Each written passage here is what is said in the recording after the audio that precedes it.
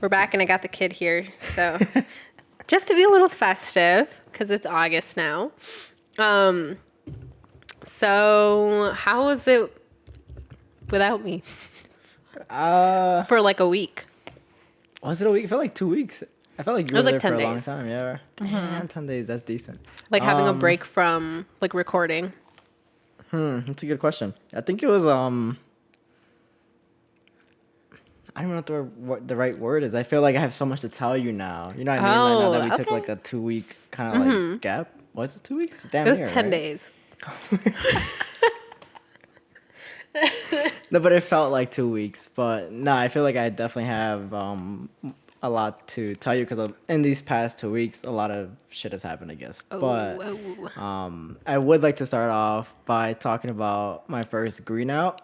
This happened a week and a half ago.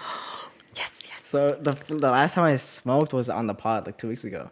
And so I haven't smoked since then, but I bought these 2 edibles from Ratchet Little Baby. Okay. And her shit never disappoints. Like oh my god, bro, it's fire. Always strong as fuck. And so I underestimated it. You see, this is the thing. I thought I underestimated it, but I don't know. I guess I took a bigger bite than I should have taken. But anyways, I picked up 2 brownies from her, and I saved it for like a special day. I was like, okay, this day, I've been like working all week. Like I've been busy. Like this day is like my day. Like I'm gonna like relax. So and I've been craving a chocolate banana shake, right? And that's so, what it was? No. Oh. The edibles were brownies. Oh, okay. So I started off by getting myself a chocolate banana shake. So I got that from Andy's. You ever been to Andy's? No. But you really treated yourself this day. Treated myself. So I went to get my shake, and then I ordered myself a pizza. And then as the pizza was being made, I started up a bonfire. And I was like, okay, I got my bonfire going, I got my iPad, gonna put on a movie. I have my shake, I have my pizza, and then I got this brownie. And then like an hour before I think I set up the bonfire, I took half a bite of one brownie. Oh, dude, I have the brownie with me too. Brownie review. So I took half a bite, and I was like, okay, cool. I'm just gonna chill now. This is like the rest of the day is planned out. I don't have to really worry about anything else. Yeah. And so I sit outside, and it's around like 8:00, maybe like 9:00 actually. You know what's funny? My mom came outside, dude. I'm fucking high. Like it hit me, and I was like, my eyes are like this, and I'm watching the movie just like looking at the screen like this, and I see my mom come out. Or like she like pokes her head out outside the door, and she's just like staring at me for a second, and I'm like, oh shit, like my eyes probably look fucking like shut at this point. But like it's not dark out? It is dark out, but you can okay. still, I think like in the distance that she was at, you could still see if my eyes are open or not. and so I think, she's funny because she's just like sticking her neck out more, trying to see like closer. Really trying to look hard. I think she knew like from my eyes were damn near shut. Be like, oh mom, the smoke is in my eyes from the bonfire. Me cala. No, that was definitely my excuse. I was like, if I had to like use an excuse, it's the smoke from the bonfire. And during this movie, I'm literally only like 30 minutes into this movie, I started getting very like anxious and overwhelmed, bro. It felt like a trip. Oh, and shit. I was like, ooh, like I don't feel good right now. Like I feel like very like antsy, and I don't know, like I want to go inside and just like lay in bed and shit. You know what I mean? Like get very like cuddled up, I guess. But I was like, nah, no way. Like, I can't be no bitch. Like I gotta like see this through. No. And then I was like, no, I can't. I don't know what's going on. I can't do it anymore. So I called my girl and I was like, hey, like just stay on the phone. Pick me up. I'm scared. I was like, no, just stay on the phone with me. Like I just need to hear someone else's voice right now, and I need to talk to somebody. And we're talking for like 10 minutes. And I think I go quiet for a second, and she's like, "Hey, like, are you fucking dead? Okay? Like, everything okay? Like, you need me to come over?" And I was like, "Yeah, I need you to come over. Like, I can't be by myself right now." And bro, I don't even know why this shit hit me the way it hit me, but it fucking hit me. And so she comes over. But you were still conscious by the time she got there. Yeah. Okay. I was, bro. It took me everything to go up to the deck, grab a chair, and like bring it down for her. I tried my best not to fall over. Like, it took everything in me. And like it's not that far from like dude, your it's yard like 10 from steps. Yeah. And And I think like we're just talking for like 30, 40 minutes. And I start to get the spins. I was like, oh no, like, I can't close my eyes because everything's spinning and I can't keep them open because I don't feel good. And then you don't even for me, I didn't even feel it coming out. It just like it was just like that. Like I didn't feel my stomach like rumbling or anything. That just like you just projectile vomited. Yeah, so like I caught it in my mouth because I wanted to go to the back and like throw up like on the rocks or whatever. I didn't want to like throw up right there in front of the fire and everything in case my parents heard me. You know what I mean? I don't want them to like see me doing all that because then they're gonna start asking questions. And I'm like, I'm not ready for that conversation. And like I threw up like a little bit next to the bonfire, but I had enough time to run to the back and like, dude, I threw up literally like 10 times, like just straight up. Not just the like chocolate banana shake. Everything. It smelled like a chocolate banana shake, and then it smelled like pizza, and then it smelled disgusting. Ew. At that point, everything that I ate in the day was on the fucking floor. And this is a good review for Ratchet Little Baby. And after that, I felt so much better. I was laughing about it. I was like, dude, this is and it's funny because my girl was sitting next to me and she was like, oh, like, are you okay? But like she's trying not to gag because it smells fucking terrible. And I'm like, dude, you need to go over there before you throw up too because like you're not doing this again. Oh no, your mom's gonna come out and think both of you guys are fucking drunk. Bro, I thought my parents were gonna come out because like I don't know how you didn't hear me throwing up because when I throw up, I throw up pretty loudly. It's like one of the things I don't. Yeah, dude, it's like, it's disgusting. Ew. Like, yeah, I don't like it, but they didn't come out. And then I was like, okay, good. I feel much better. I'm ready to go inside. Like, I'm not trying to be outside anymore. I'm still high as shit. And so I grabbed the hose and I started washing everything off. I turned off the bonfire, and then and I'm like, okay, like thank you for coming over, appreciate it, you know, all that stuff. And then I went inside and I slept like a fucking baby, dude. Like I don't think I even dreamed. I went straight to sleep, and it was the best. It was a black hole, dude. And you woke up. Yeah. And then the next morning I woke up surprisingly very energized. I was like, I feel good. I feel pretty good. Wow. Ratchet Little Baby, 10 out of 10. Would do again, maybe. Sube volumen. Hautbox. Tiene algo enorme para ti. Si te ofrecen drogas, te van a decir que se siente bien padre, que te vas a reír. I have half. Oh, there you go. Now you gotta set up a different scene for that. Ooh, like what? Like, would you say that was like your perfect day? Up until that. Yeah, up to that point, like I enjoyed a nice bonfire with a movie. What would be your I guess second best setup for a good day? See, but now you're aware that you would probably have to plan for the same thing to happen. So, like, if you were to throw up again, you wouldn't want to do it at home. See, but I don't like throwing up around other people either. Like, I wouldn't want to put that burden onto someone else, you know? You don't have to be, like, around other people. What if you go to the park? Like, where am I going to run to if that happens again? The grass? Yeah, but there's still other people around. You know, I don't want. Not really. Like you have to go to a solo park, one no one really goes to. I might have like a spot by my house, like some woods or something.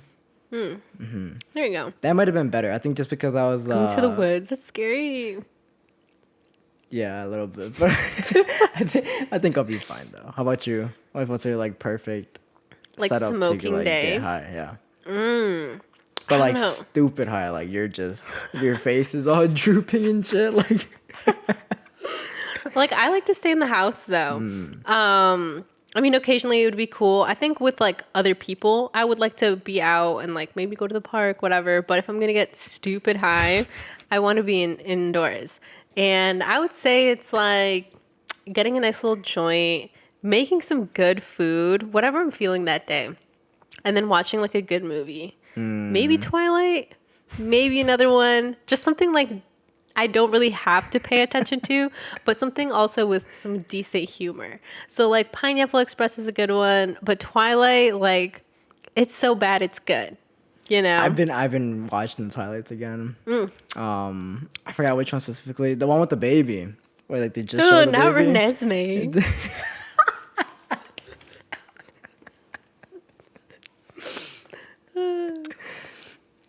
But I think they even like CGI'd the little girl, right? I think in that so. one movie. Yeah. That shit was Oh, you fucking know what? terrible. I got a picture to show you. Did you Photoshop some shit? No. As much as I would have liked to, I did not. You're gonna die. Hold on, where is the other one?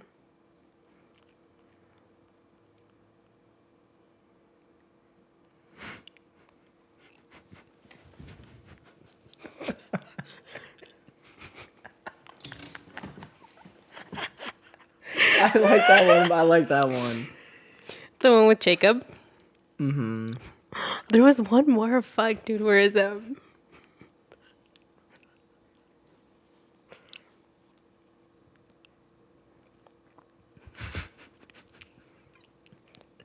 I'll send him to you.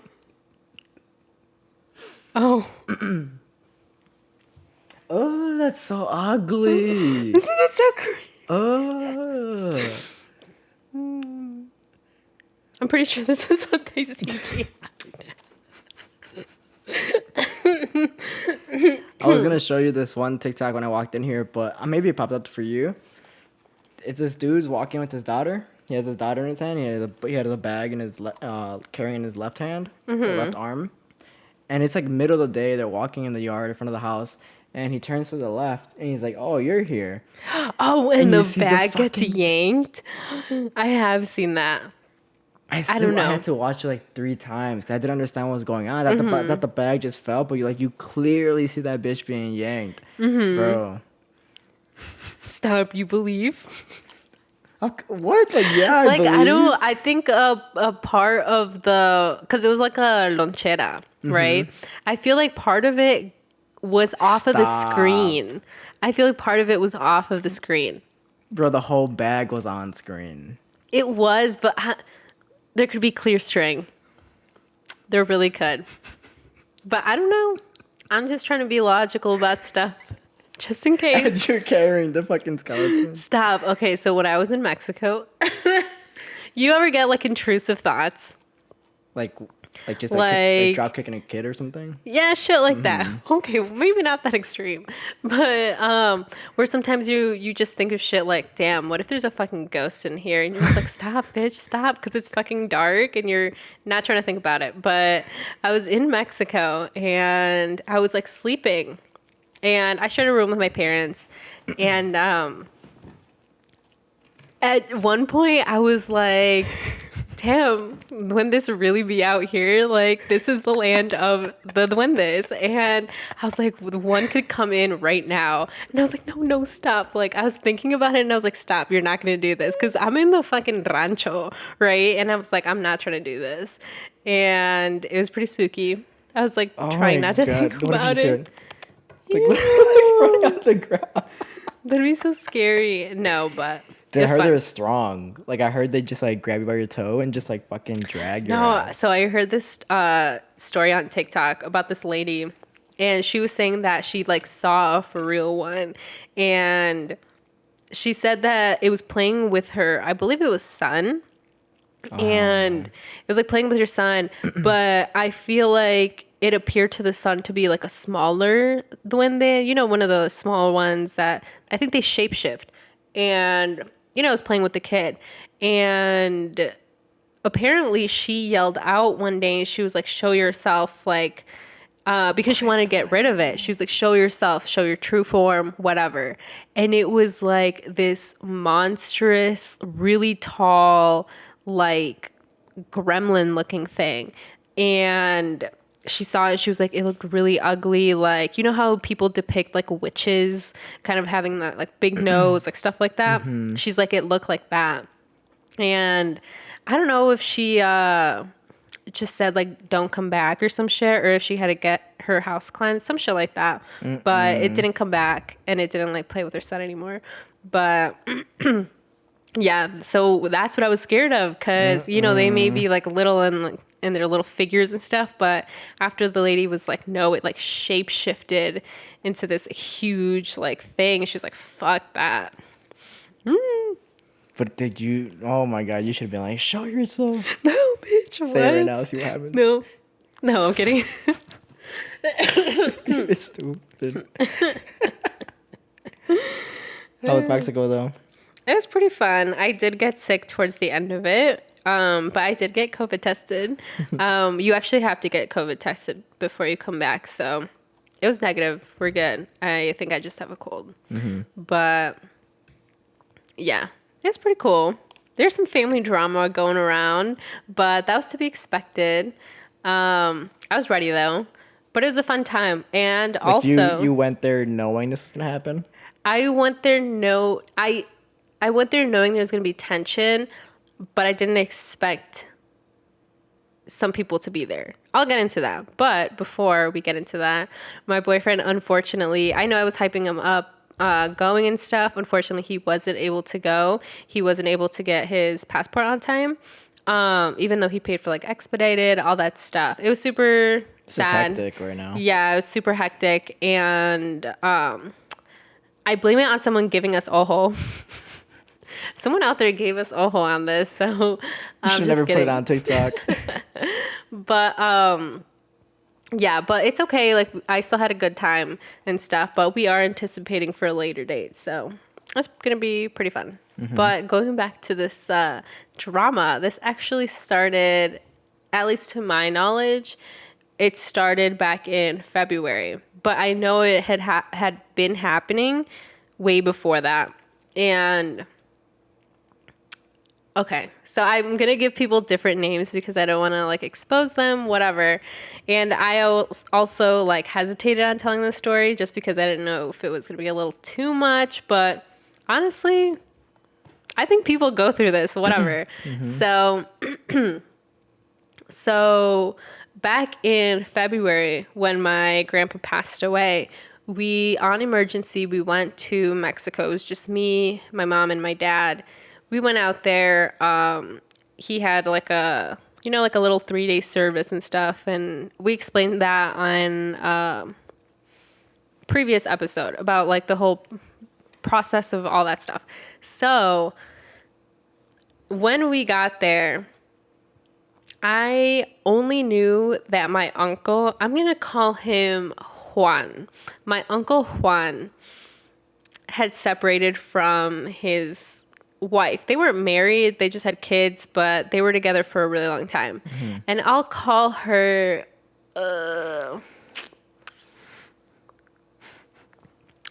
Mari.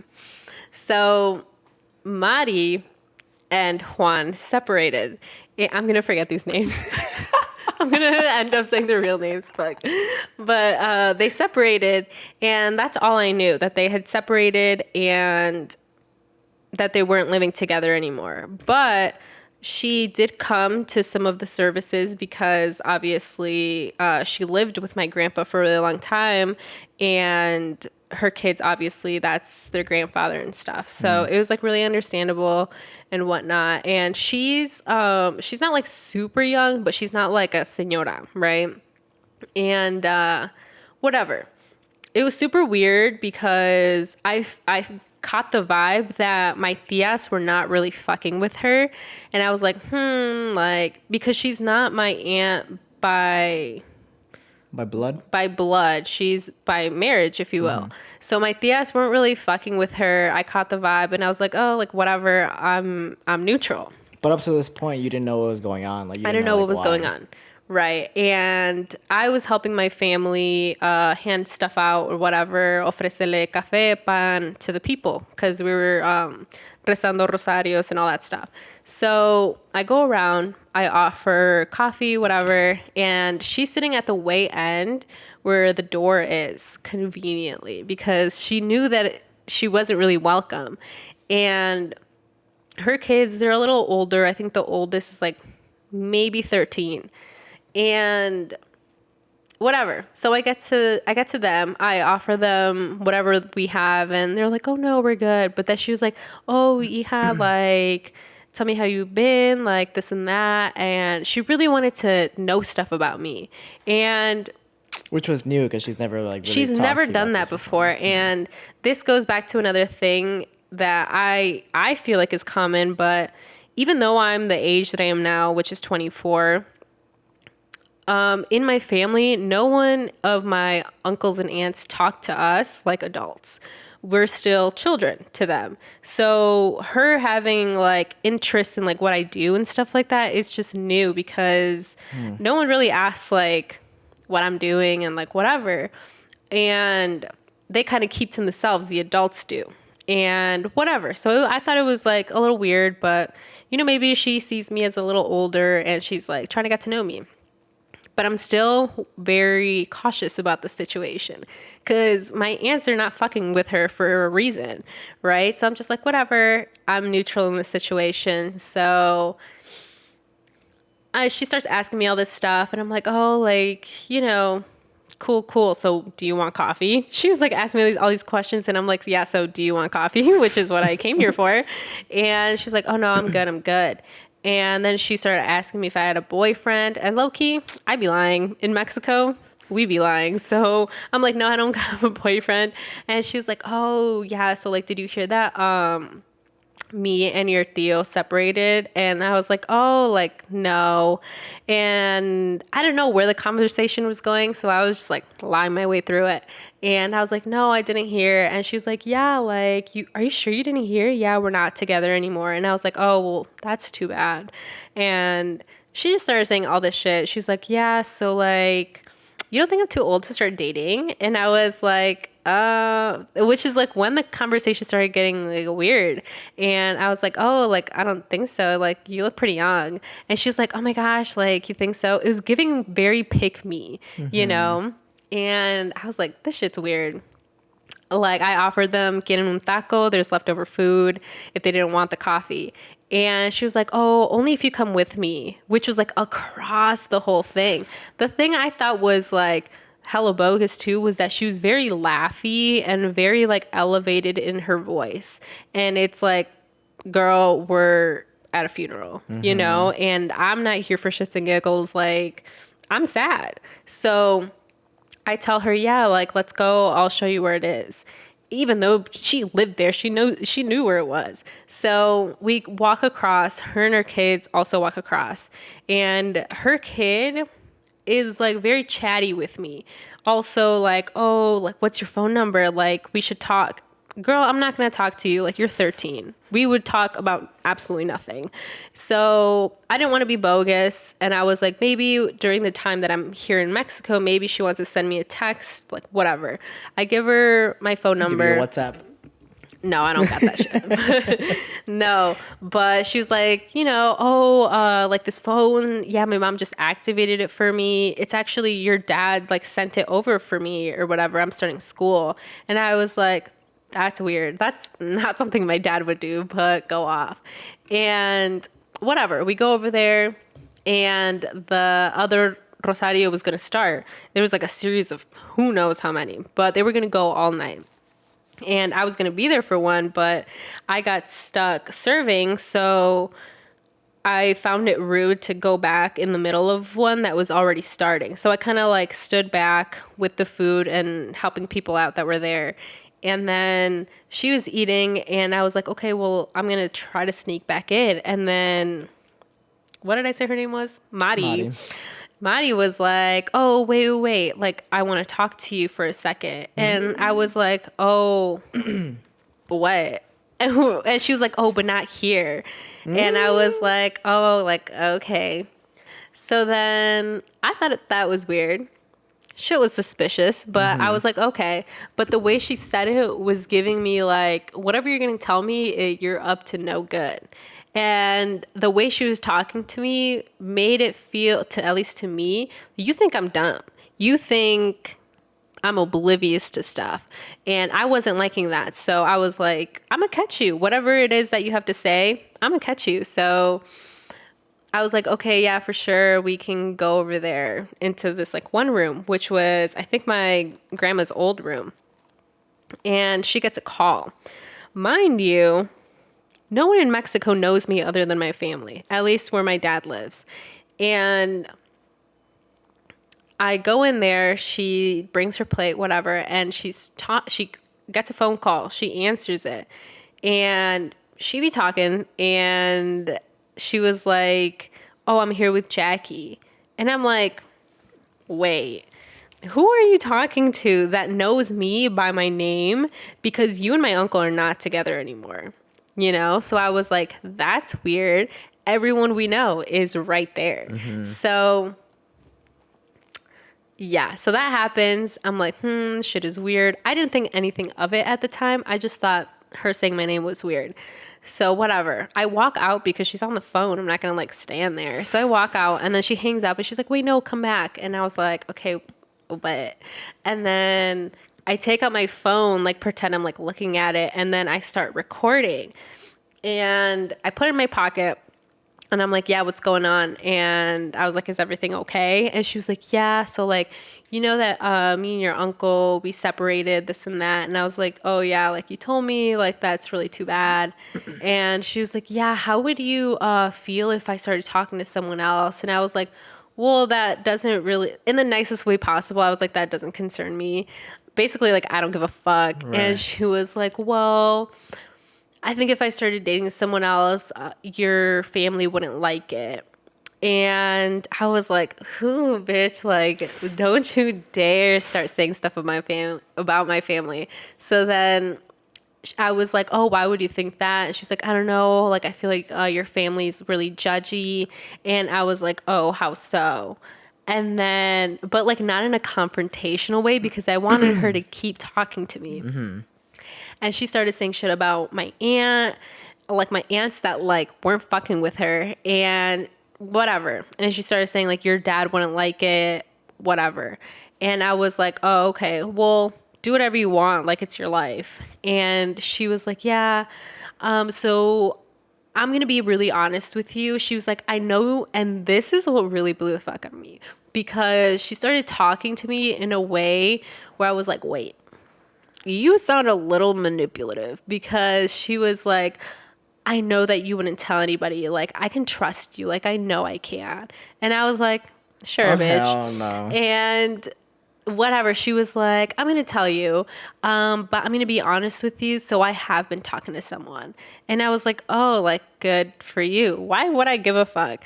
And she was like, yeah, well, we've been talking for a while. And I was like, oh, like, that's nice. And she's like, I just don't think that your family would really like who I'm talking to. And I was like, my why? God. And she was like, at this point, no one had any idea. I was the first to know. And I almost felt like the baggage that she put on me was so much. And I was like, you disrespectful fucking little bitch.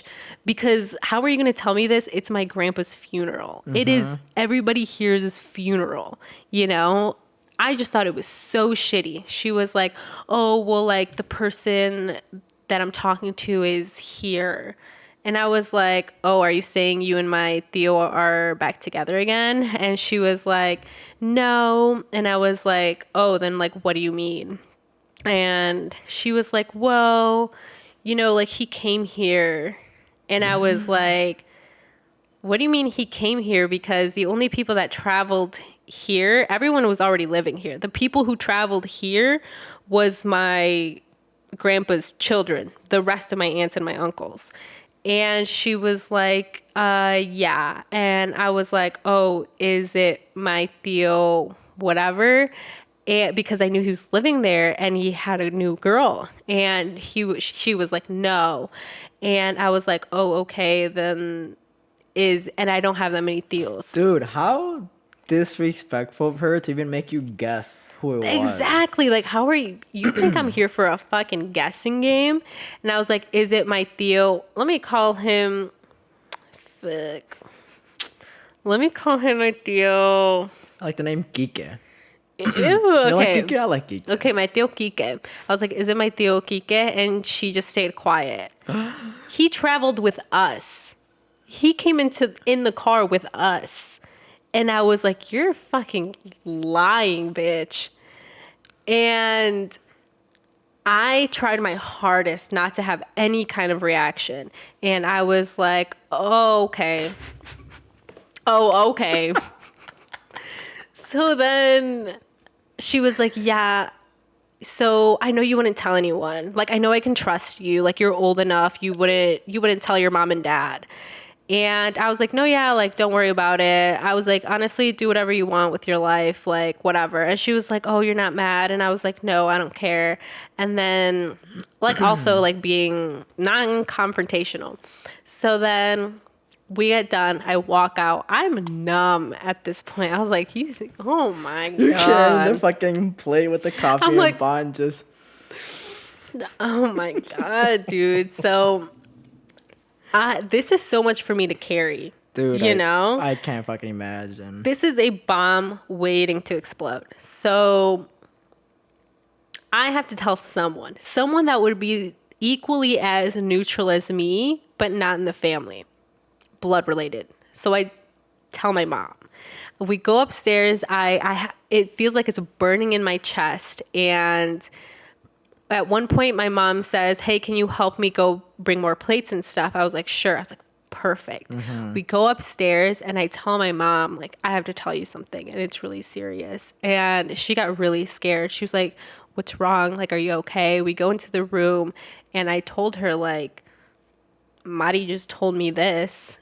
And my mom just kind of sat there for a second. I was like, I don't know what to do. I can't tell my dad. I can't tell anyone. We're at a fucking funeral. So she was like, okay, we're going to keep this quiet for now. My mom was more mad that she basically gave me the bomb. You know, she was like, how are you going to just take advantage of my daughter and tell her this and think that she's going to be the vessel that makes this blow up? Like, you piece of shit. So my mom was pressed. My mom told me, don't tell anyone. This is, the truth always comes out and it's going to blow up in their faces. So I was like, bet, cool, whatever. I felt like just lifted off of my chest. And we go back downstairs. We act like nothing. And tell me why at one point, everyone, this is only family that is here, like very close friends at this funeral. And my uncles, my aunts, they're crying, they're wailing, you know, out loud, very emotional. So the energy is just like really heavy. And at one point, my tío Quique goes to my tío Juan because my tío Juan at this point, my tío Juan has not been sober for like 4 days since like he found out that my grandpa had passed away. So he was just drunk off his ass, crying day and night. And my tío Quique goes up to my tío Juan and is like, stop crying, you sound like a little bitch, like you're embarrassing us. Embarrassing who? This is family. Just being so confrontational. And obviously, like, my tío Juan didn't know what was going on. Like, he felt the vibe that he was being confrontational. And they started like fighting. And I was like, you're playing. And everyone's like, stop, oh my God. And me and my mom are sitting there just watching it all unravel. And tell me why Mari is coming up. No one thinks anything of it because she's been in the family for a really long time. Obviously, she's trying to break up this fight.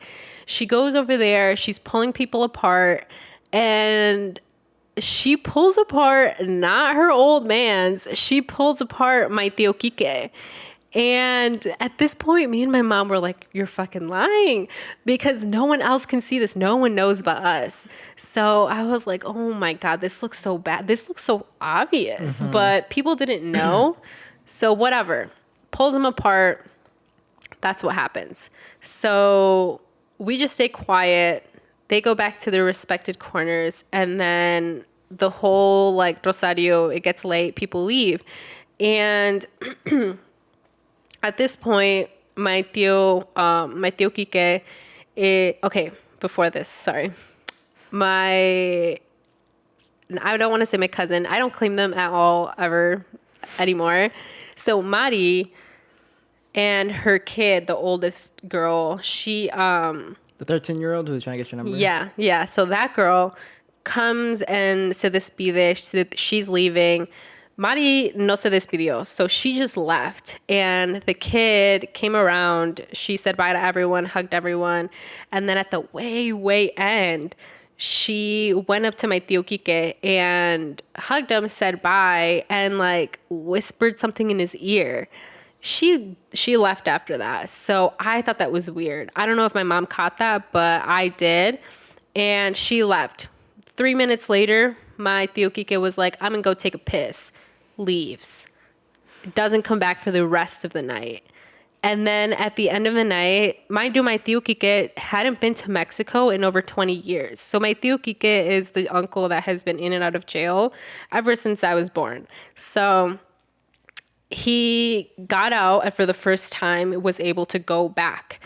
And he went back, whatever, but everyone was concerned because he hadn't been back in a really long time. So he didn't really know the streets anymore. He didn't know any people anymore. So then everyone was really worried. There was a little search for him. They were like, he's drunk. He's out there. We don't know what's going on. So then I tell my mom, people are asking us, did you see him leave with someone? And I didn't lie because I didn't see him leave with anyone. He left by himself, but I knew who he went to. And I was just like, fuck, like, this is so bad. So I let it go. Did you feel bad? I felt a little bad, but I just remember what my mom said, like, this isn't your problem. Right. And this isn't something that any of us should be going through and stuff. So whatever. She leaves. They leave. I go upstairs. I go to sleep at that point. And then the next day is going to be the actual burial, right? And this number keeps calling me. So I'm confused because in Mexico, my numbers come up as like wonky numbers. There was this phone number from Japan. I was like, whatever, fuck that. And I have to go downstairs and eat because the burial's soon. And my mom comes in. She gives me a bowl of fruit. We're talking, kikiing it up, you know? And then we're like, we can't believe this shit. So I keep getting this number calling. And then I was like, wait, the same number called me 3 times. So I was like, hold up. And I answer it. And it's Mari. And I was like, what the fuck? Because this isn't her kid. And this is something else that I want to get into a little bit later about using children. But then after I got this phone call, my mom was mouthing to me. She was like, put it on speaker. I want to hear this bitch. And I was like, okay. She was like, I want you to ask her if he was there with her. She was like, I have to hear it come from her mouth. I was like, bet. So I put it on speaker. She's asking me about how my morning is. And I'm like, are you dead ass? Bitch, I'm crying. My grandpa's dead. So whatever. She asked me a little about myself just so then she can talk about herself. And I was like, you're a piece of shit. So then she was like, yeah, so did anyone ask about your uncle yesterday? And I was like, no. And then that's where I was like, I'm going to set this bitch up. Ooh, if there's anything I can do right now, it's really nothing. Only set it up. So then I was like, no one was really like looking for him and stuff. No one saw him leave with anyone. They did ask, but you know, I didn't say anything. And she was like, oh, okay. And I was like, why? Do you know where he went? And she was like, yeah, so he came and spent the night at my house. And I was like, oh, okay. And then she was like, oh, is he there now? And I looked out the window. I was like, oh, yeah, like he's here now. And then she was like, oh, okay. So, you know, I'm not really sure people saw us and I don't want people to like say anything. Bitch, you do, you know?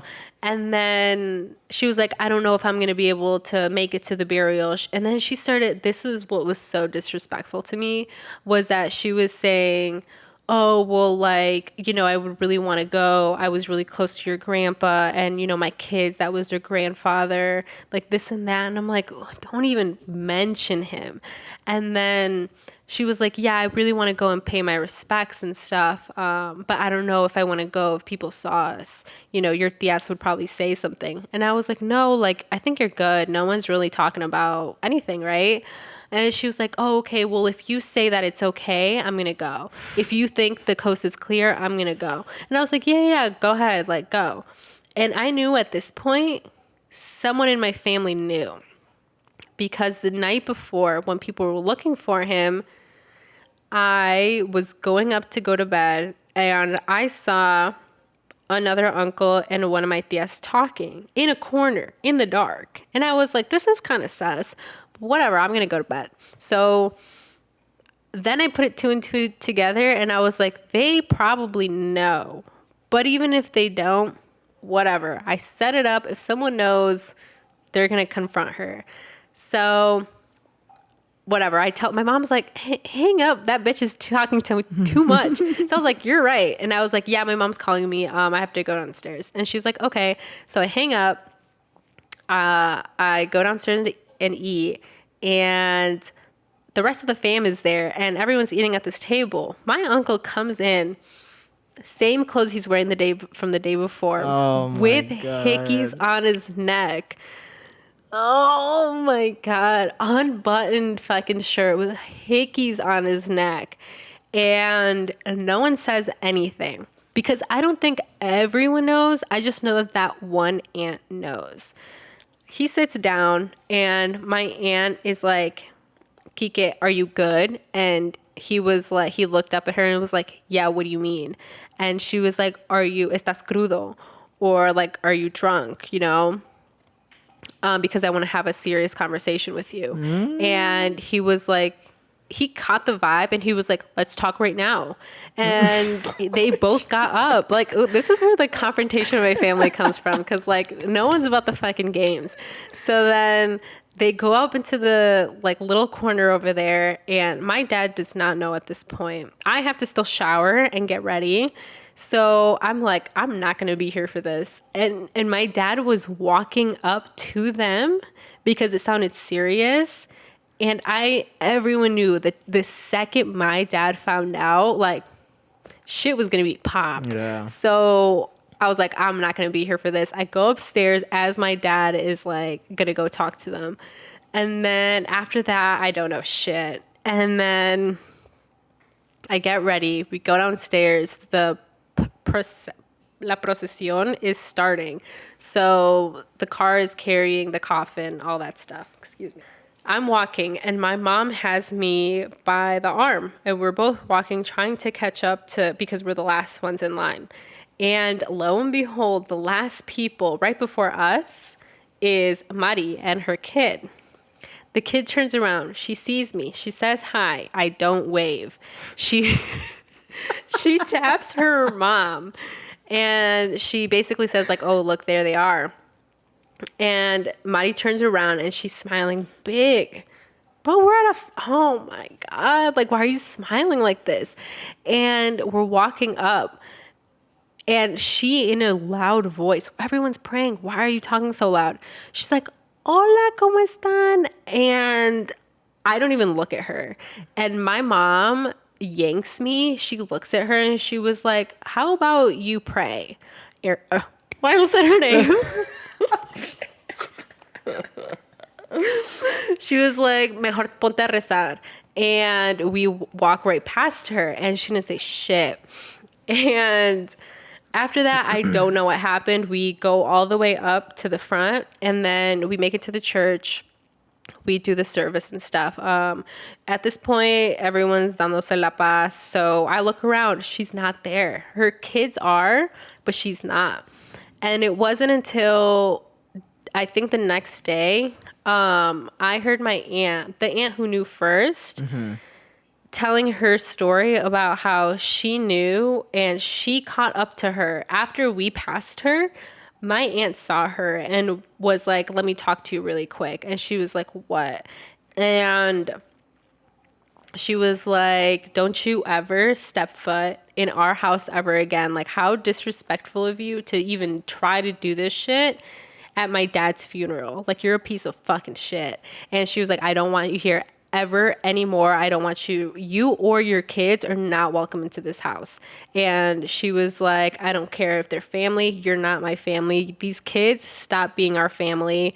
That's extremely disrespectful of you. So don't even try it. She's like, don't even come to the fucking burial because you don't have a right. And she didn't say shit. She did not say anything back to my aunt, and she went home. But her kids still came and stuff. But I think they didn't make it all the way to the graveyard. I think the kids left like before that.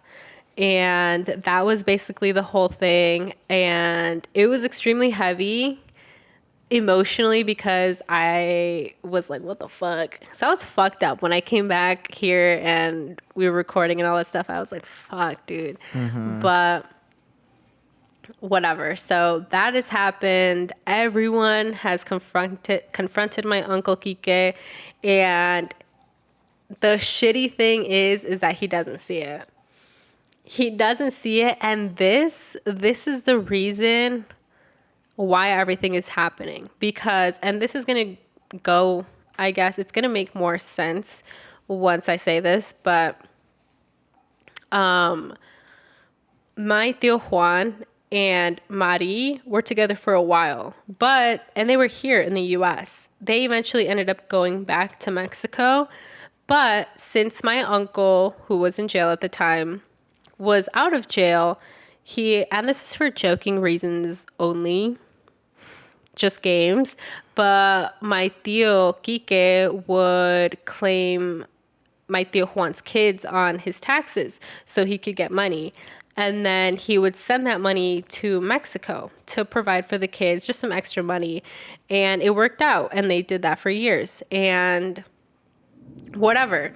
But my tía Mari, I feel like at one point wasn't really fucking with my tío Juan anymore because he was lazy, maybe because he drank, who knows. But she knew that if she separated from him, she wouldn't see that money because that money goes from my tío Juan or from my tío Quique to my tío Juan and then to her and then to the kids. So why would she be with someone that is giving her the smallest amount and then giving the kids the even smaller amount? Why wouldn't she just cut the middleman, go straight to the person who actually provides this money and take advantage of that? So we would tell my tío Quique after this all came to light, she's just using you. Like, you can't be this stupid. He was like, no, like, we like each other. We love each other. And I'm like, are you sure? And we just couldn't believe it. He doesn't see it. He doesn't understand any of our points or whatever. So everything like that, we thought it ended for real.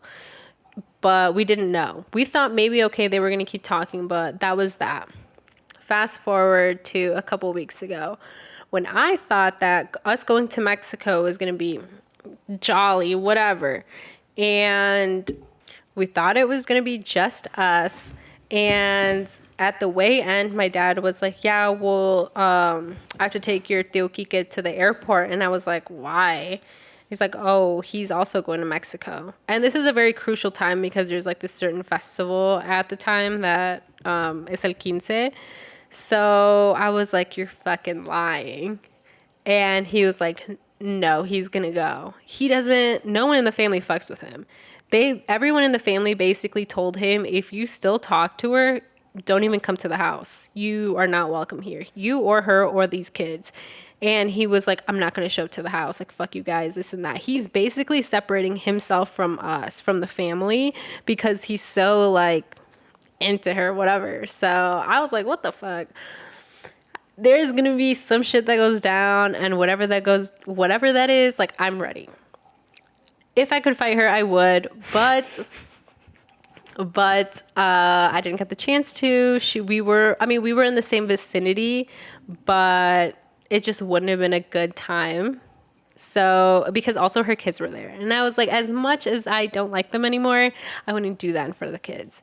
So because the kids no tienen la culpa. So then he doesn't show up to the house. We go about our time there at the festival. I'm there with family, and I'm there with my poor Uncle Juan.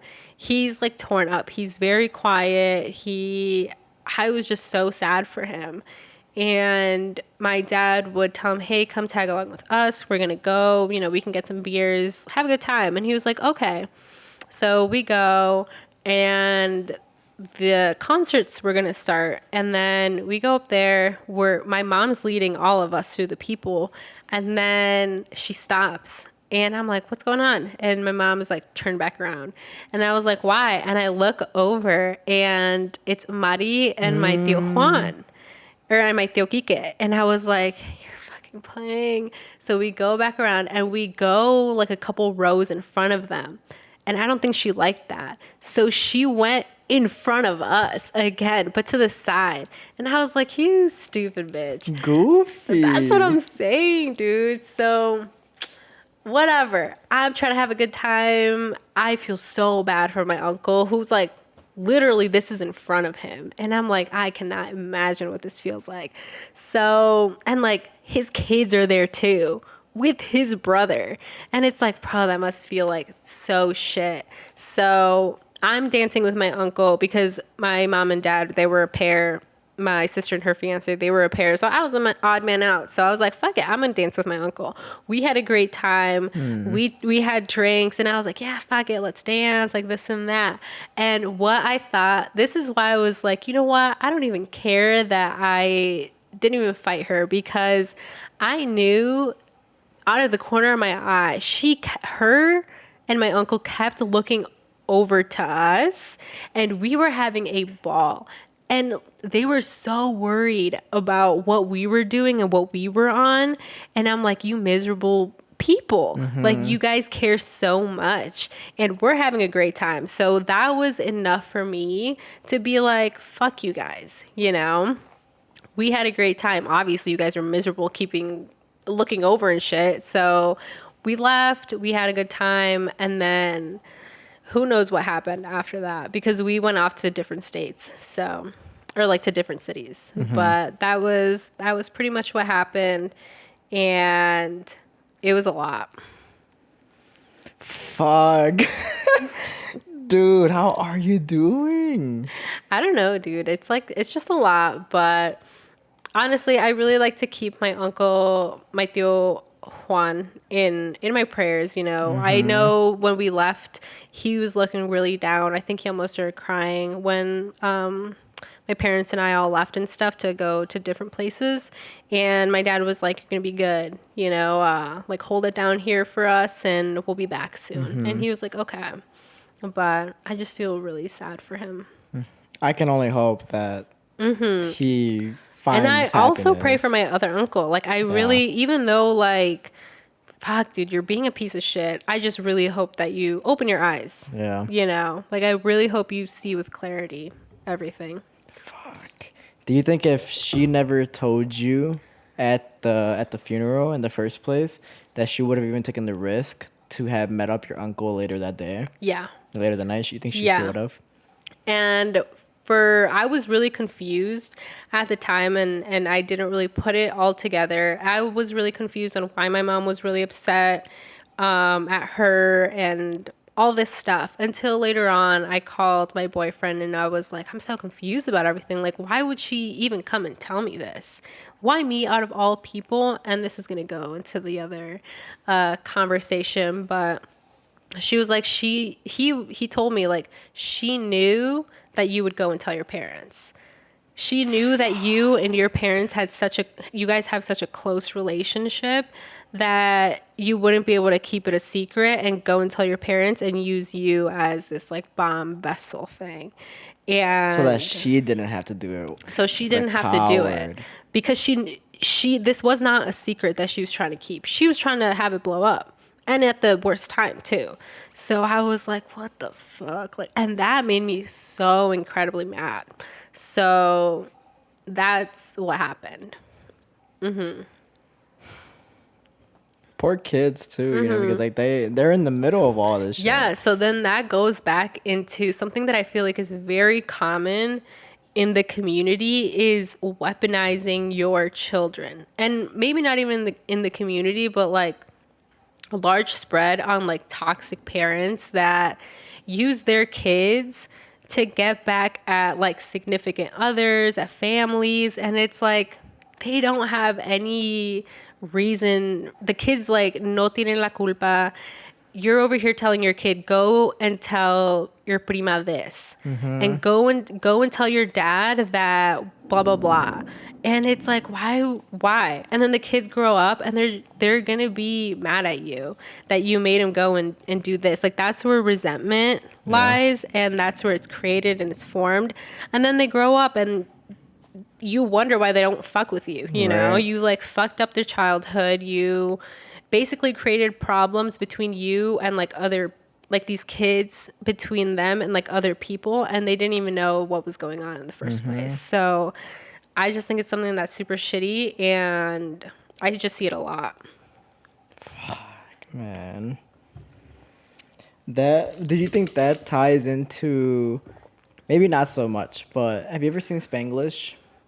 So really good movie. It's actually an Adam Sandler movie, but I think it's an Adam Sandler movie that I think you'd really enjoy. So the daughter in the movie is used as a translator the entire movie for the mom, because the mom can't speak English, so she uses her daughter, and her daughter it's put into these situations where she has to apologize to the person she's speaking to before she can translate.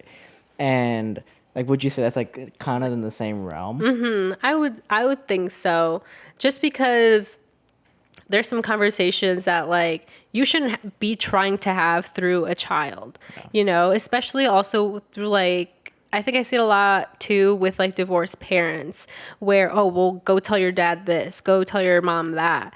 And it's like, you are like, what the fuck? Like, this isn't how I feel. This is how they feel. But if I don't tell them, they're going to be pressed because I didn't. And it just creates this whole weird thing where it's like, they shouldn't have to be in the middle of any of it, you know?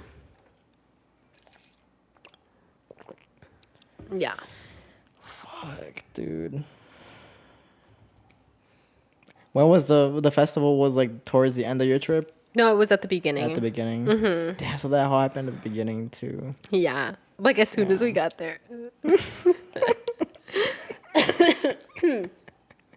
Hold up, let's smoke this. You know what?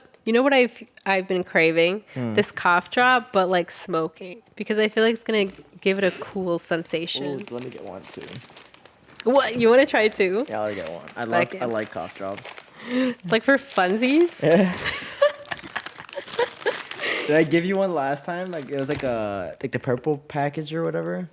Maybe. It was like a fruit mix, dude. It was fire. You know what the best ones are? I got these at Pete's. Low-key, they don't have like a lot of the good ones, but I wanted to get the ones that were like strawberry cream or some shit. Those are my favorite. Even though they don't fucking work. That sounds fire. They just taste good. These are mad strong though, so see? Intense cooling. Damn, this joint is gonna hit. I'm excited. You trying to just smoke to the joint right there? Yeah, right here. Wait, did I bring a little lighter? Ooh, I don't even have a lighter. You ever watch Donald Glover's stand-up? Weirdo? No. He has this one bit where he talks about this, his parents used to babysit a bunch of kids. And he talks about this one kid who would be obsessed with mints.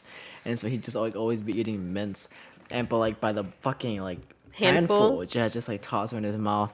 And he's like, he came to the door one time, like crying. And the kid's just like, like that, like just crying with tears coming out. And Donald Glover was like he wasn't crying because he was like emotionally hurt or anything. That he was crying because like the fumes from the mints were getting into his eyes and were causing him to tear up. Oh my god, that must have been really intense. That's probably these. Ooh, get a handful of these.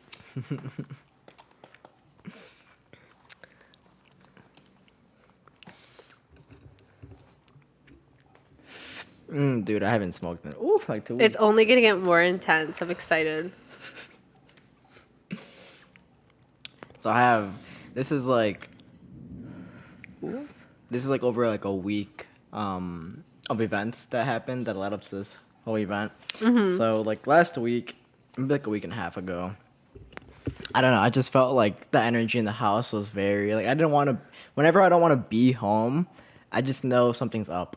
Like I just like the energy feels weird. Like I don't know. People are just like I'm not trying to be home. I'm trying to be outside, get Right. a little bit happier, whatever, right? Trying to leave And the I think- hostile environment. Yeah, because I think it's because I can pick up on people's energy, and I'm just like, especially in the house, like your family's energy. You just know when people are off. Yeah. And so I'm like, all right, I don't want to be here, but whatever. I have to work. And so I don't know. I was just feeling like a little overwhelmed, and I was eating with my mom, and I could tell like her spirits were down, and I was thinking like, damn, like I haven't told my mom thank you for stuff for like in a very long time. And so I'm good right now. Let's start with those 2 hits. and after we got done eating, like it took everything in me to do it because again, my family isn't very affectionate. I haven't told my brother's fucking happy birthday in like ever. You know what I mean? So like that, just to give you an example of how affectionate we are. But it took everything in me to like, okay, like I finished my food. I'm like I'm washing the dishes, and my mom's like talking to me about like stuff around the kitchen. But I felt like she was like dodging something. Like, I felt like she was talking because how can I explain it? She's avoiding talking about something else. Maybe she wants to talk about something else, but she can't, so she's talking about everything else. You know what I mean? Yeah. And so I just pulled her, and I was like, and I was hugging her, and I was like, thank you for everything, for being an amazing mom. Just like thank you. And we were both crying, and she was saying, you know what? This is what happened while we were eating. And I told her, because this is something I've been avoiding for a long time. I was like, hey, look, if I get this position at work, I probably am gonna move out. Like I think I'm gonna be bringing in enough money to the point where I feel comfortable paying my bills and even paying a rent, and it's something that I personally want to do. And she was like, maybe you should think about it more. I could see the tears forming in her eyes because she's still like trying to get over Pedro moving out, Yeah. and it just happened so recently. And I know she's still going through all that stuff, and like I could see her as she's trying to tell me these reasons as to why I shouldn't leave. I could see her trying to like avoid her crying. Yeah. And I let her talk. I was like, you know what, I'm gonna just let her talk. I don't even want to like explain why I want to move out. Let me just like hear what she has to say. Right. And she was like, you could save money by staying here and by, just keep giving me all these reasons to stay.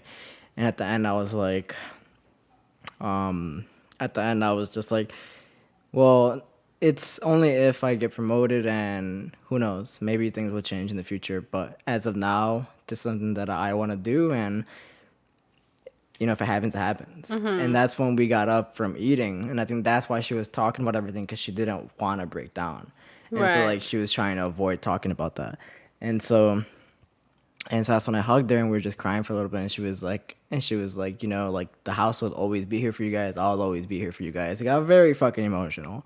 And I think after that, I was only able to do that, honestly, because of therapy, like of being able to open up like that, because I was never able to do that. Like my parents and I don't have these conversations. And so I was like, okay, this is a big step for our relationship, because I know we can only grow from here. And I think throughout the coming week, my mom was just like in her room for like 2 days. And she does that when things are not going so well. And so I was like, well, I kind of understand where the conversation would go if I do go in and like ask her like, hey, are you okay? Like, what's wrong? I just give her space because she probably wanted space. Yeah. And so that whole week though, so that was like on a Monday, Tuesday. And so this whole week, this all happened last week too. That whole week I felt very overwhelmed, like extremely, and I couldn't tell you what it was because I just had no reason to be feeling overwhelmed, because I felt like everything in my life was going smooth. I was like, I have no reason to feel like this, but I feel You're like it's this. going too smooth. Yeah. So I was like, I feel like this for some reason. I don't know what it is. And I think like Thursday around like 2:00 or 3 or 4 o'clock, I get home and I eat my food, and I'm just like, man, this is just like too much. Like this energy right now is just, it's overwhelming. So I go upstairs, and my ass starts crying for like 2 minutes, bro. I'm just like crying for 2 minutes. I'm like, okay, I feel so much better like that. I don't know what that was, but it was something, and it had to come out. And I just felt so much better, and I went to go work. And like 2 hours later, my mom was calling me downstairs, and she's like, "Can I talk to you for 5 minutes?" And I'm like, "Oh, like it's just fuck, like this isn't she if she didn't call me by my middle name, then I know it's serious." Wait, what's your middle name? Herman. What? I don't think I've ever This is the known first time this. I told you. Oh, I was trying to avoid telling you, What? probably. Yeah. German, Damn. so it's a German, but it's Herman. Oh. That's Have you talked about this crazy. before? Nah, dude, never. Who are you? I'm just kidding. Yeah, so usually my parents are like, Herman, like, come downstairs, whatever. So the fact that she was like, can I talk to you for 5 minutes? I was like, oh, like, fuck, like, this sounds serious. And so I was like, yeah, of course. And so I come downstairs, and she's sitting on the couch, and I'm like, what's up? And she just, like, releases everything that she's been feeling, saying that, like, one, she's basically just, like, done taking care of us, and she wants to focus on herself, and, like, she's tired, and she doesn't feel appreciated, and, like, she has all this stuff that she wants to work on, but she feels like she can't.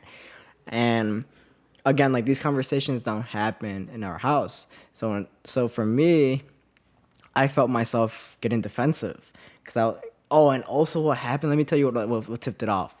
So as I was leaving, like, Wednesday or Tuesday night or evening, I was, like, leaving my house. My mom was fighting with the fucking neighbor again. Because of the parking? Front door.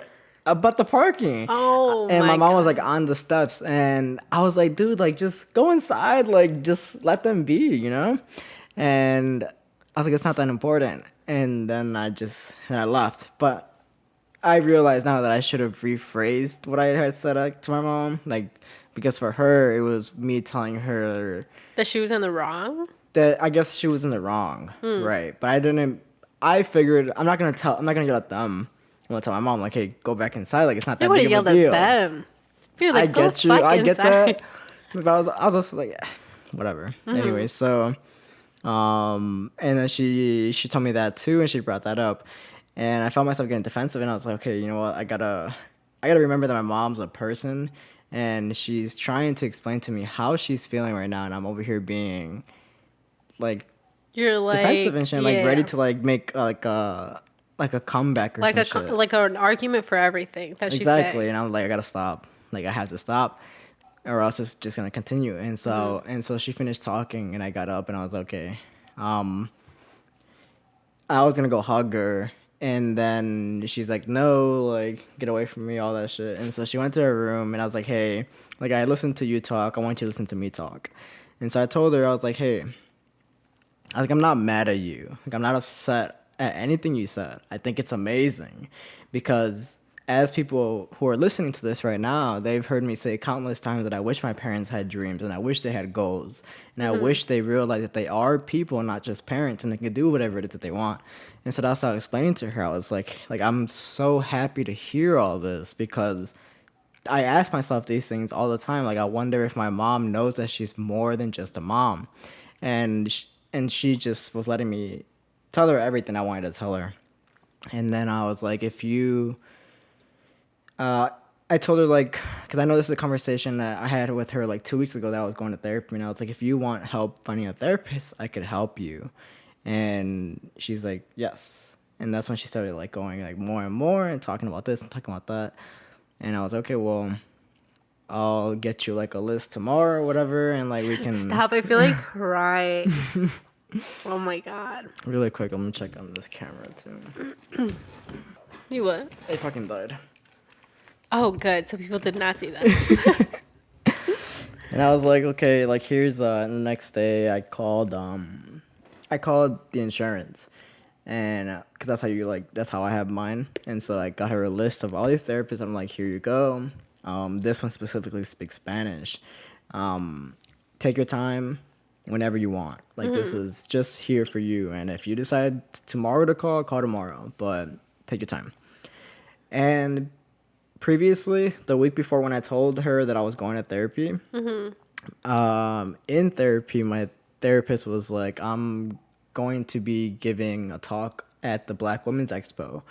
And I was like, oh shit, cool. Like, I want to come. Like, when is it? What are you talking about? And she's like, actually, you should invite your mom too, because it's topics about how, I think like the slogan was, I matter. And so it was specifically with women who are dealing with, like, and like one of the things is like empty nest syndrome, how like their kids are growing up, they don't know what to do because they've been given this role their whole life of being a caretaker, and they don't know how to take care of themselves. And so like that was what her talk was on. And I told my mom, and I was like, I want you to go. I think it'd be really good, and I think we should go together. And so I had gotten the tickets. And so this all, when I talked to my mom about the whole therapist and everything, this happened like Wednesday, Thursday, and the expo was Saturday. And then Saturday came, and around 12, we went to go eat first. And so we made a whole day out of it. So around 12, we went to go eat first, and we went to Pilsen, to Frida's room. You ever been there? No, I haven't been there, but I know where it is. It's fire. And the steak sandwich, dude, so good. Anyways, so, yeah, and then after we ate, we drove down to around like McCormick Place to like park around the mall or something. Because parking fucking close by was like $80, and then Fuck. but a little while away it's like $8. And I was like, yeah, fuck it, I'm gonna do that instead. The only thing is, it was an hour walk. So What?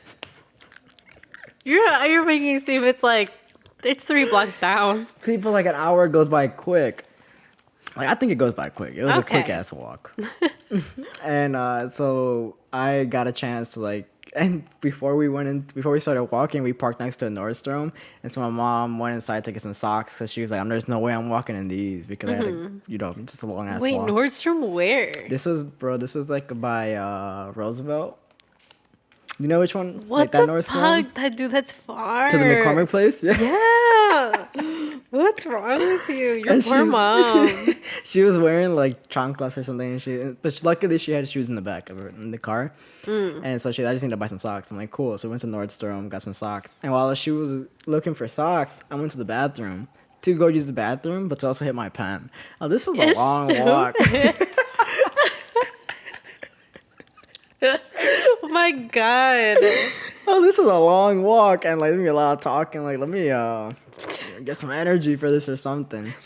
So then we started walking, and it was cool. We walked there for an hour. We went inside. We walked around, like, saw some of the boots that were available. And then she met my therapist, and then we all said hi, whatever. And then she's like, Oh, cool. she was there too? Oh, fun. She was speaking. Oh, okay. And then yeah, she's like, cool. I'll be talking around this time. I think it was like 5:00, and like in this room or whatever. And I'm like, okay, cool. And then we just waited for a little bit. Bro, tell me why the McDonald's, the fucking McCormick Place closes earlier than you would think it closed. I'm like, you know Like what? 7? Bro, like fucking 6. And I was Oh, like, what I the want to make. fuck? No, you know what? Because she was talking at like 5. So this was around like 3 or 4. Oh, Yeah, and they were shit. closed already. What the fuck? And I want to make flurry. And so mom's like, here, like, give me something too. And she gave me money. And tell me why it was closed. And I was like, oh, fuck. Like, I don't want to go back empty handed. So I Don't go tell to the. me you fucking walked to the McDonald's. Nah. Oh, okay. There was a vending machine at the end of the hall. The thing is, my mom gave me a $10 bill. And so I put the whole $10 bill in the vending machine before I forgot that the fucking vending machines don't give you dollar change back. Yeah. They give you fucking coins and shit. And so I was like, oh, man. Now you're I gonna have to fucked get a up. lot of And so I came stuff. back. I came back, bro, with a handful of quarters. And I was like, here. I was like, McDonald's closed. Well, what did you get her? M&M's. Yeah, my parents both liked like the peanut M&M's, the yellow bags, fire. Anyways, so we finished waiting. We go sit inside the room. My god. We go sit inside the room, and my therapist starts talking, and she's just like going, just like doing amazing, and I felt like I was in another session, and it was just great to hear, I guess their perspective as again from like different women in the room. And then I was worried. I was a little in my head throughout the whole time because I was like, is my mom understanding what's going on? Is she like really listening? Like, what is she feeling right now? Right. Because the whole time I didn't turn once towards her. I was like, let me just like me try to be in this moment so that she could be in this moment. Right. I feel like a lot of the times I also have to remind myself in certain situations that it's okay if I'm present. Like, it's okay for me to not worry Yes. if my parents are understanding or if they're not. Yes. Because a lot of the times I'm like, do you understand what's going on? Do I have to help you? Maybe just I'm going to be the one remembering this and then recapping it later. And it's just like, that's okay if you don't, you know, because that probably does not go through their brains, you know, and it's something that we just like think about. But it's also, is it because like you want to help them understand? 'Cause that's where it comes from me. Yeah, like I want her to because- really take in what's going on here. Exactly. Like you want it to be almost like your definition of stuff, but you're just like, okay, no, like Right. they're getting this down and they're going to think about it however they do. You know what I mean? Yeah. Yeah. So I don't know where the fuck I was, to be honest. But I think, yeah, so I gave her we were sitting in the room. And so my therapist did this. She opened up her talk by telling everybody, she handed out like bags to everybody and it had like a notepad and pens in there. Oh, shit. A goodie bag. Oh, I yeah. love it. Love it. And she told everybody to take out the piece of paper in the bag and the pen. And I want you to write something that you really struggle with. And so and my mom tried giving it to me. I was like, nah, girl, this is for you. Like, there's a reason they didn't give me the bag. And then she like writes something down. And I guess she wasn't expecting for people to come in and like collect it. And I felt a little bad too because I was like, ooh, Like, I didn't also know, like, I wasn't able to warn her. right, because my therapist was telling me what she was already like planning on doing. She was like, I plan for people to eventually just like put these in the trash and like leave them in the trash. It's a start. It's like just plant a seed. But she did something different. So that caught me off. And I was like, ooh. And my mom, She lied. we were the only Hispanics in the room. That's the thing Oh, too. So shit. like, that's important because of this next thing. So I saw them what my mom wrote was in Spanish. And as they were coming over to collect everything, I was like, oh, if they're gonna read these out loud, they know who it's coming from, and I don't want my mom to feel like she's being looked at or like stared at. You know what I mean? Mm-hmm. Because it's obvious who's the Spanish came from, and so as they were coming over, my mom was like, oh, it's in Spanish, and the lady was like, no, it's completely okay. Like, don't worry, and like she felt very reassuring, and so my therapist is getting all this stuff taped on her and all these like note cards being taped on her. And as she like picked one off, she's like, okay, this like we're dealing with like as I don't know, what the fuck. She was like, one of the things was like stress and anxiety. And then she started talking about how like that can be played, like how that can be, what can cause that and what can you do to like, avoid getting yourself in situations or the mindset that brings back those feelings or whatever. And as this was going for like an hour and a half. So we left after like an hour, like an hour and 20, because she was still speaking. But we still had to walk back to the car before it got too dark outside. And so we left a little bit earlier. And as we left, I was like to my mom, like, what did you think? How do you feel? And then she said, I didn't know there were so many people who felt the same way I did. And that to me, I don't care if you didn't understand a single thing they said, but like as long as you understand that you're not alone and you are okay to feel the things that you're feeling and you also like now want to understand why you're feeling those things, amazing. Right. Like whatever. It is the best start she could possibly have. Exactly. And like it was much better than me trying to force my mom into going to therapy. Because like now that she could see it for herself, it's all up to her now. And that almost lifts up that pressure from me of like having to do something for my mom to help her, like the need to help her. Because like now she can help herself and like she has the tools to help herself. And like now I don't feel like it's like what we always talk about, how like we feel like we need to do the most for our parents. And like now I don't feel so bad about leaving if I do choose to leave. Because I know if I do, she's okay. She's going to be okay. She's going to be okay. This is such a full circle moment from, Right? Like, from the way beginning, you know? Wow. And dude, I wanted to tell my mom so bad. Like, this is like conversations that you and I have had, like you, Jackie, and I have had since the beginning of this podcast. Was like, how do we lift these stresses, like this burden of feeling like we owe so much? Because in a way we do. Like, I'm not gonna lie, we do. I'm very grateful, but at the same time, we didn't choose to be here. You know what I mean? So like, it's a fucking hard in between to be in, but it fucking exists. So I don't know. I personally feel just relieved in a way, but I know it's only one half of my but parents. It's a good start. It's a great start. And you know what I was seeing a lot of people say is that you may feel like, let's say you have this like certain accomplishment, but then you have this other feeling of like guilt with your parents and your family and stuff, and you don't know what to feel because you just feel so torn. And you can feel both things at once, and that's something that a lot of people I feel like have said. Both, what is it called when like basically both, you have two truths or whatever, and you can feel both of them at the same time if you'd like to. You don't have to feel guilty for not feeling the other thing. I can't feel proud, like I'm going to feel guilty because I'm not worried about the stuff with my parents, and all these accomplishments and stuff, you feel like you have to bury them because you have other stuff to worry about. Yeah. So I think being able to, like you were saying, feel both at the same time and knowing that it's okay, it's a way to also lift the burden, I guess. I like that example of the two truths because I think it's extremely true, and especially in this case. Exactly, because like we were saying in an earlier episode, I feel like growing up you don't know, like, am I Mexican or am I American? And you're both, and it's confusing, I guess, growing up, but I think with the two truths, like you're both, and there's power to that.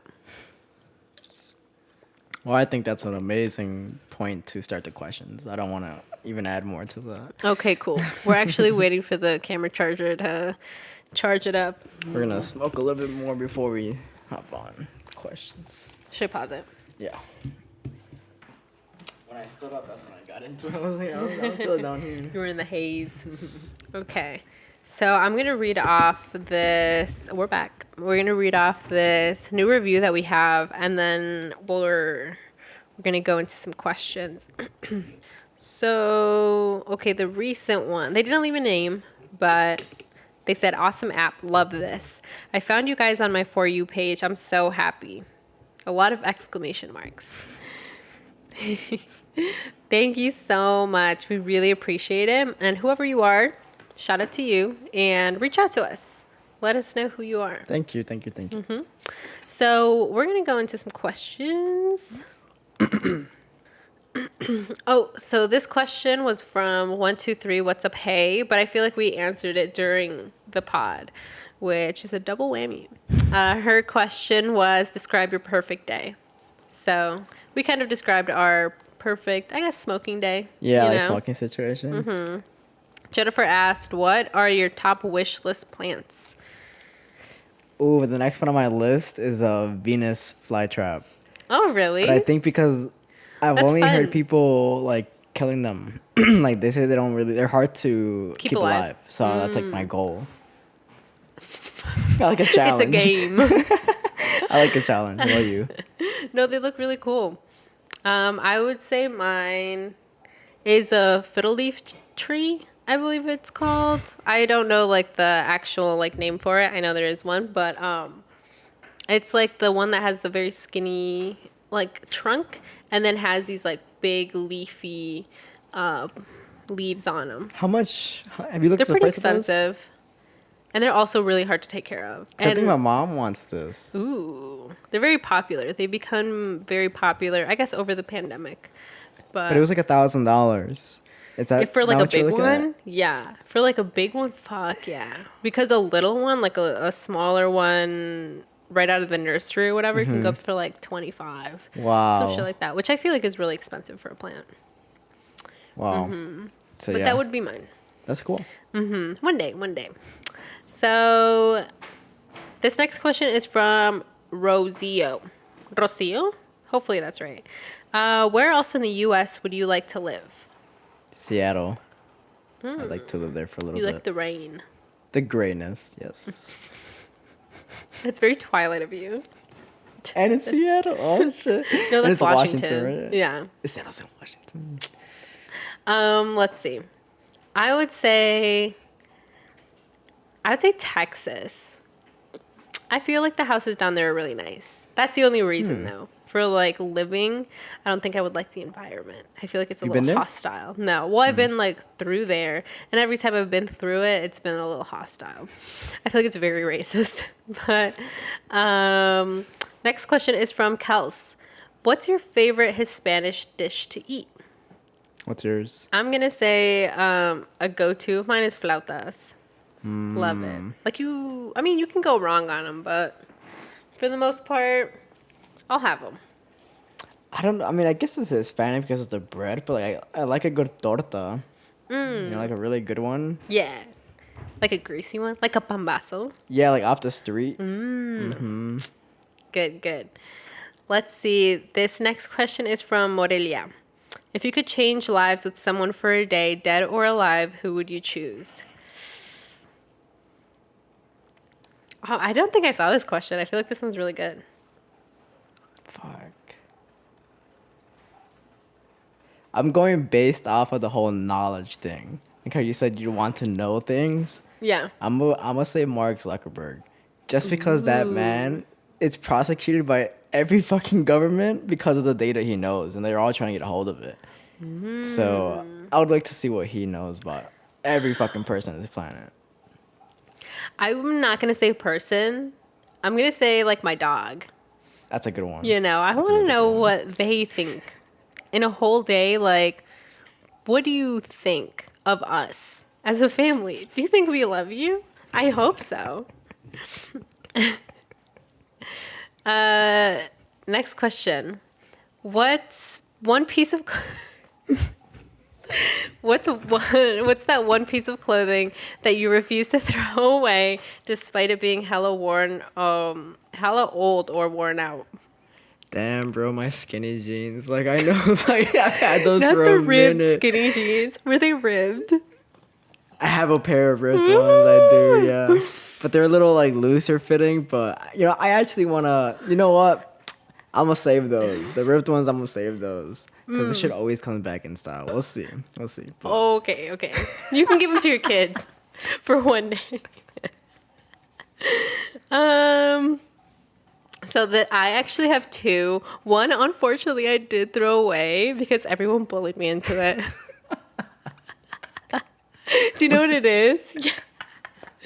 It was a pair of jeans that I had from H&M. They were ripped jeans. that shit was like, that hole was here. If you guys go scroll up to the like older videos, I wear them maybe in an episode or two. I don't remember, but I wear them every single day, dude. Oh shit.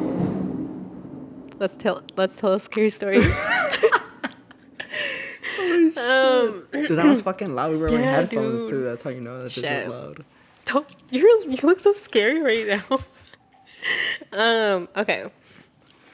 So these jeans, they're super ripped, but they weren't always that ripped, dude. They were fine. They were like normally ripped.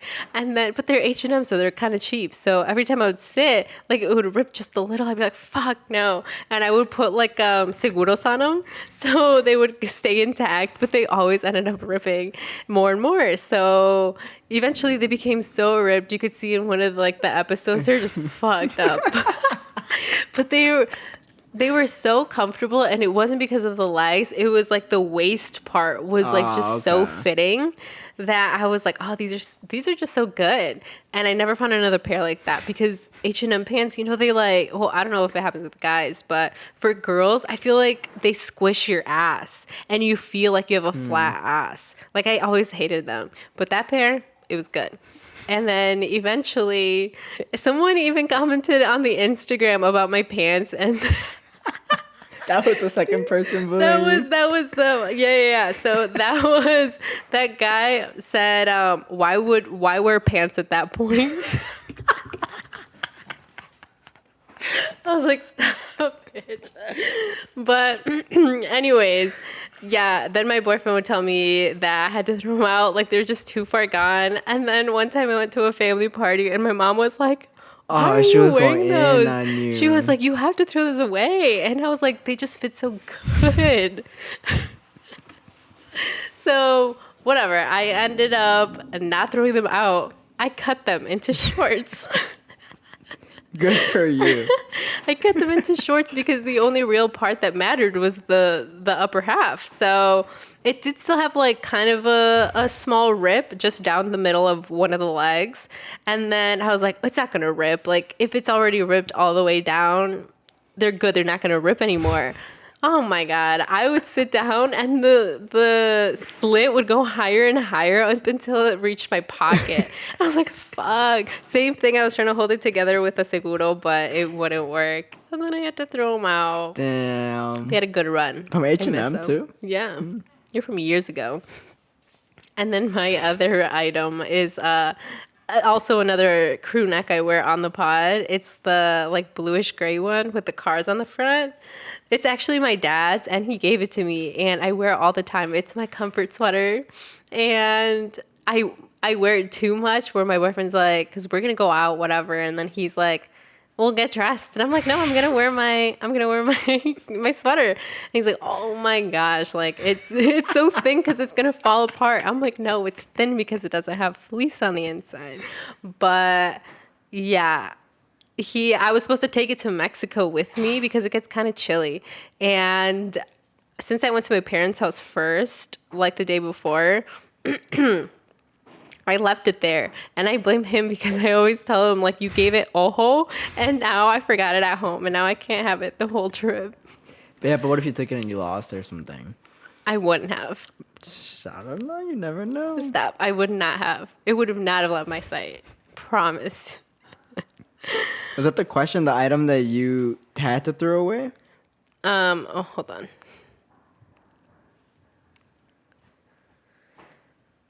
A piece of clothing that you refuse to throw away. Oh, you refuse. So you still have those shorts, or you finally No, threw I them threw away? away the shorts, Okay. unfortunately. And then...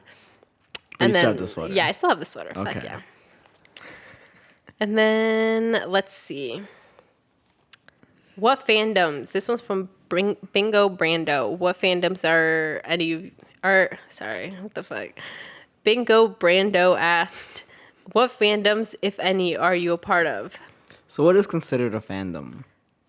What do you mean? Like just a huge like universe that you really enjoy, I guess like Harry Potter. Yeah. So you would say Harry Potter. I would say Harry Potter, but I'm not like involved. Like I can never go to a convention and like point a wand at someone. Like that's like where my line draws.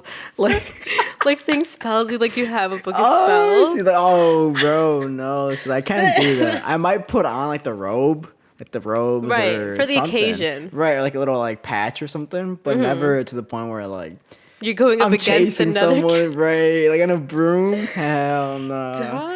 I can never Do it. Who knows you there? Bro, I exactly. have to go to like fucking North Carolina or some shit. Then do it. If it's gonna make you live out your whole Someone catches me on camera.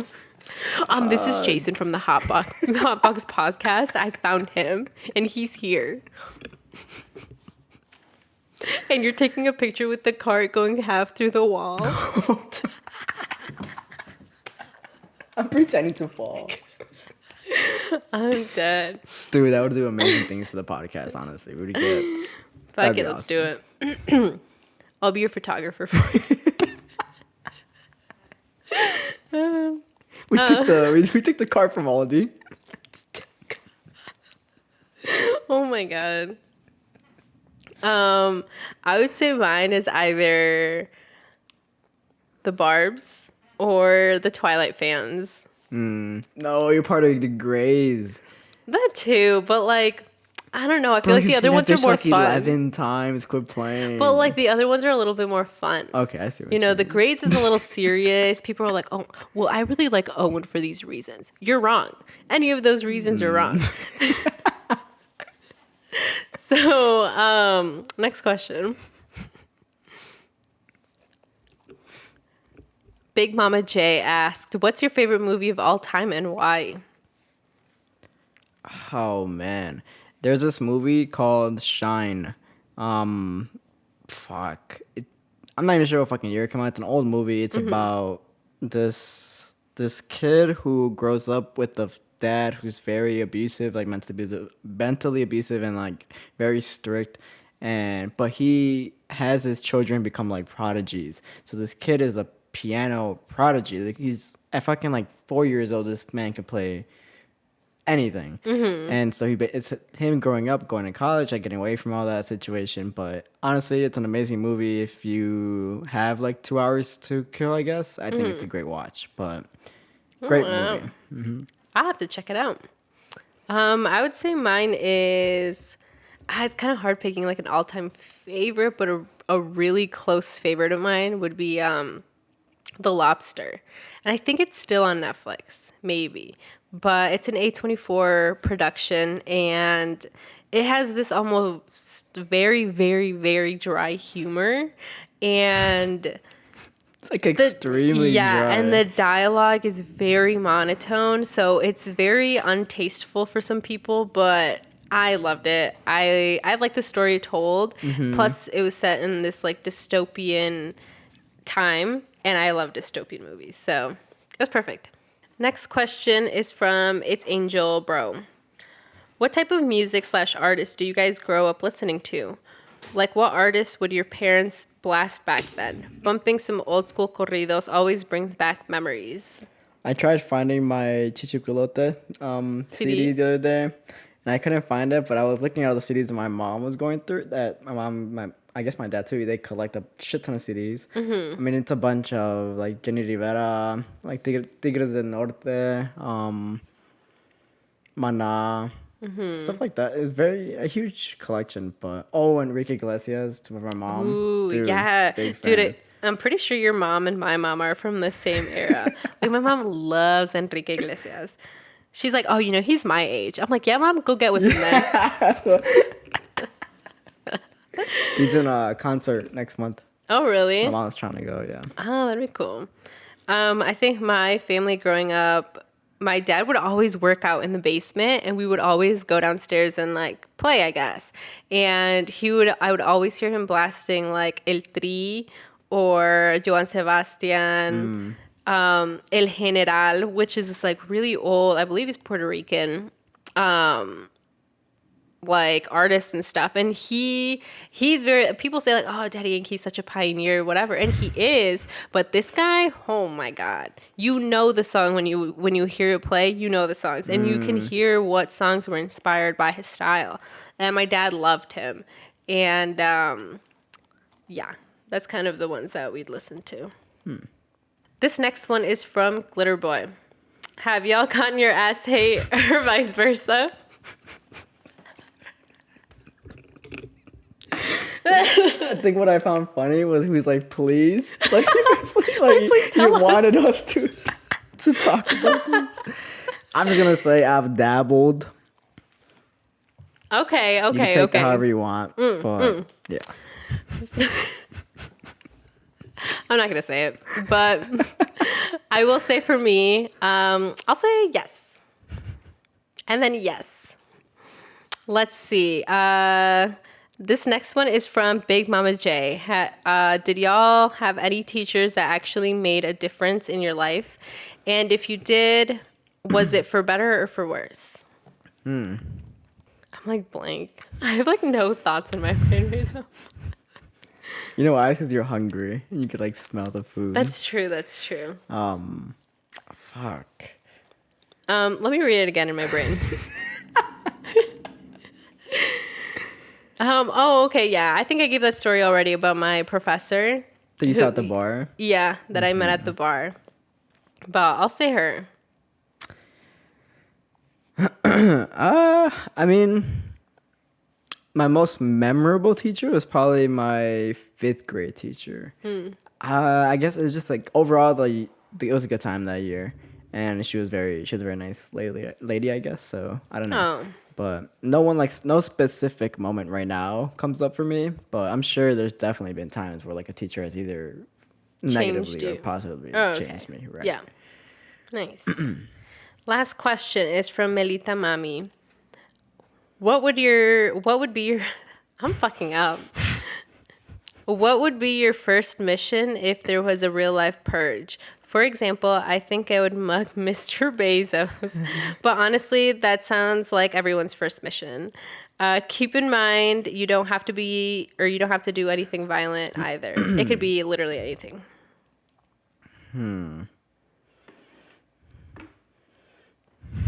Would you kill someone just to do it? I don't think I would. No, I Okay. think my first instinct would be to survive. So, or maybe no, I don't know. Maybe go to the bank, rob a bank. See, that's what I was thinking when I read it. Like, fuck, I would just need a lot of money. Yeah. Even then, I don't think it would be enough. You know? Well, you'd probably have to fight off all the other people going to the bank too. Like, I'd have to fight you. Yeah, dude. see, okay, because this goes down to like, I guess how people are in the US, extremely fucking greedy. That if you were to go to the bank, I were to go to the bank, and it was this free for all survival thing, you would fend for yourself, and you would kill to have more money than the other person. So I think it could get ugly. So, would you not want to go to the bank then? I see. That's why I was thinking about it. I was like, oh, I don't know. I feel like that Right. potentially could be dangerous. Because the purge is a scheduled thing, right? Like, they don't just wake up one day and it's like the purge. Like, they already know when it's coming. So it's a Yeah. specific day. Okay. I would take, and it's only once a year, I would take every single day of the rest of the year to plan the biggest and most detailed heist to really do it that day and then just be good. To rob a bank. If I wanted to. It would have to be very well planned out. Fuck, dude. I hope it would have landed on a Sunday. That way I can just stay home, do my laundry and shit. Like, just wait it out. You don't have any enemies? No, not really. People no. are gonna come and kill you. Your neighbor that was yelling at your mom, he's gonna be like, I'm gonna kill them all. Like that. See, that would mean you'd need a gun. I would plan for stuff to happen, but I wouldn't plan to go do things. You know what I mean? You would just plan for your family Right, and your 'cause if you're- safety. I've never seen the movies, but I've definitely seen the trailers, and people are just out like in cars and shit, like just killing people. I'm like, I don't want to deal with that shit. It just seems like too much work. I'm not trying. But I'm not what if about all it. your boys one year were like, fuck it, let's do this thing. And we're just going to ride around and just like fuck around. Because people would do that. And one year you would be just so convinced that like the purge is really dying down. And you're just like, oh, it's not really that serious. There's not a lot of people getting killed. You go out and you see some shit. Then I would have to do something. But what would my first mission be? I don't know. Maybe fucking like what's something I've always wanted to do. You tell me. Fuck.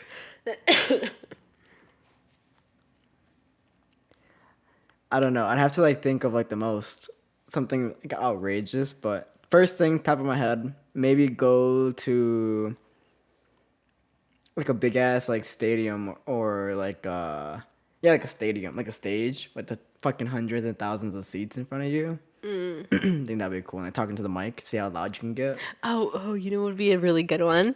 If you knew that going on airplanes was going to be safety because you would like fly around for a day and you would go on there but actually hijack the plane. That would be so fun. No? That'd be cool. I'd want to do that too. I'd But take then the president's plane. I forget what it's called, but it has like a name or whatever. But Isn't it the Air Force One? I think so. I don't fucking know. I was just kidding. But Biden's gonna come after you. stop, not Daddy Biden.